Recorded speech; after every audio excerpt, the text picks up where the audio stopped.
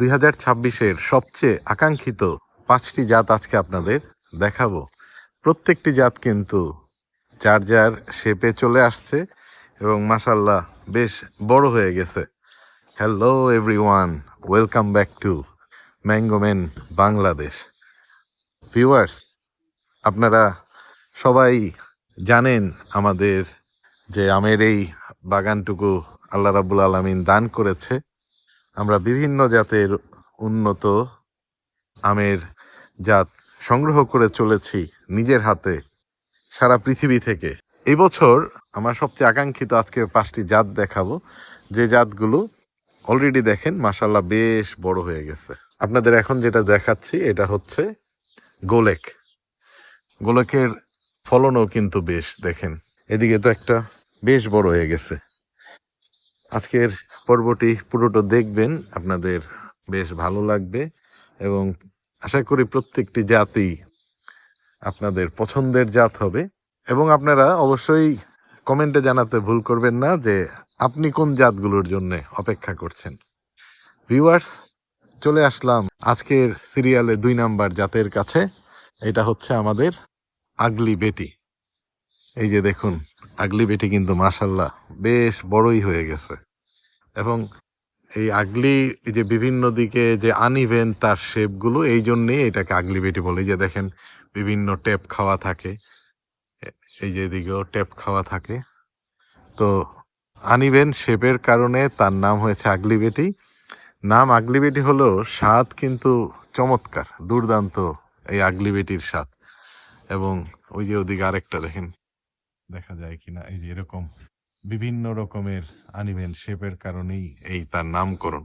স্বাদের ক্ষেত্রে আমি এর আগে আপনাদের বলেছি কোনো কম্প্রোমাইজ নাই, স্বাদ নিয়ে কোনো কথা হবে না।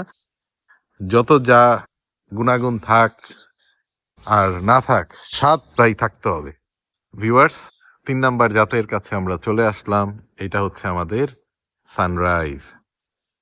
সানরাইজ কিন্তু খুব চমৎকার স্বাদের এবং এই প্রত্যেকটি জাত আর কি মিষ্টিও নিয়ে কোনো কথা হবে না, এত মিষ্টি প্রত্যেকটি জাত, প্রচুর মিষ্টি। এবং সানরাইজের গুটিগুলো মাশাল্লাহ বেশ প্রত্যেকটার শেপ চলে আসছে এবং বোঝা যাচ্ছে জাতগুলো আমরা যেগুলো মুকুল দেখে দেখিয়েছিলাম এগুলো ফলনেও দেখছি যে না, সবই ঠিক আছে, জাতের ট্যাগিং এ কোনো আল্লাহর রহমতে ভুল ছিল না। তো সানরাইজও মোটামুটি যতটুকু আছে আলহামদুলিল্লাহ। আর সব মুকুল তো আমরা রাখতেও পারবো না, কারণ কিছু চারা উৎপাদনের জন্য ফলন রেখে আমাদের সায়ন সংগ্রহ করতে হবে। এবারের 4 নাম্বার জাতটি আপনাদের দেখাবো। এটার জন্য যে কত মানুষ আমাকে পাগল হয়ে টেস্ট করে, আপনাদের পছন্দের এই জাতগুলো নিয়ে কাজ করছি। ভিউয়ার্স, সবার প্রতি অনুরোধ থাকলো আপনারা অবশ্যই সাবস্ক্রাইব করবেন, লাইক কমেন্ট শেয়ার করে পৌঁছে দিবেন ম্যাঙ্গোম্যান বাংলাদেশকে সবার মাঝে। আমাদের এই যে জাতটি আপনাদের দেখাচ্ছি, এই জাতটি হচ্ছে সনপুরি। ভারতের যে বিখ্যাত এই হাইব্রিড জাতটি, চমৎকার তার বৈশিষ্ট্য এবং বাংলাদেশে সহ সারা পৃথিবীতেই এর আগেও বলেছিলাম সনপুরির কিন্তু প্রচুর প্রেমিক আছে। এই যে উপরের এগুলো হচ্ছে সনপুরি, বেশ অনেক সনপুরির ফলন এসেছে এবং আমরা এই সনপুরির স্বাদ নেয়ার জন্য একদম মুখিয়ে আছে আর কি। এত গল্প শুনেছি সনপুরির।